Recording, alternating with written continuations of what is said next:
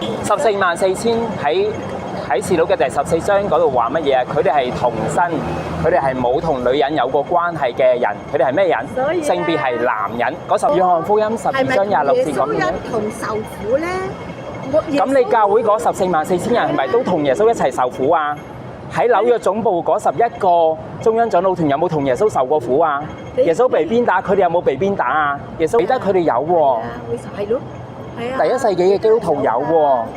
你嗰144000人包唔包括中央長老團啊？中央長老團聲稱佢哋係，但係佢哋冇同耶穌一齊經歷過痛苦，所以佢哋冇資格成為144000人咯。佢冇資格都冇到我哋評論啊！唔係，我哋可以從佢哋嘅果子知道佢哋冇資格啊！係啊！係啊係啊！你知唔知點解啊？我哋冇得評。3月20號嗰陣時咧，中央長老團出咗一個嘅講乜嘢啊？哦，你唔字體輸血喎！啊！字體輸血喎！嗰啲唔係我哋講嘅，嗰啲係中央長老團教你啫嘛。咁呢啲唔使你講俾我哋知嘅，因為點解咧？中央長老團教我哋嘅。唔係中央長老團教㗎，字體血液嗰個唔係中央長老團教㗎。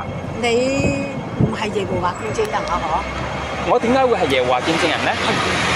我唔係，我唔會相信中央長老團呢班咧，成日講大話呢班老人家咧，自己幻想出嚟嘅嘢。咁你講啫係嘛？係啦，你知唔知中央長老團本身係文盲嚟㗎？佢哋唔識聖經㗎，聖經嘅原文佢哋都唔識㗎。哦，咁你講啫嚇，你唔係見證人，你唔係同中央長老團熟。你同中央長老團熟唔熟啊？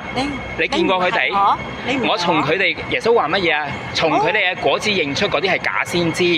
中央長老團嗰11個咧係假先知嚟㗎。假先知咧，佢會唔會參與政治咧？佢唔會。你知唔知守望台寫嘅投資咧係有擺喺軍火嗰啲嘅公司入邊啊？你有冇睇過啊？你知唔知守望台寫嘅投資咧係有擺喺軍火入邊？你知唔知？你知唔知？我哋冇嘅，冇㗎，你錯咯。你上網睇下。我以為黃生，我以為你真係好熟悉。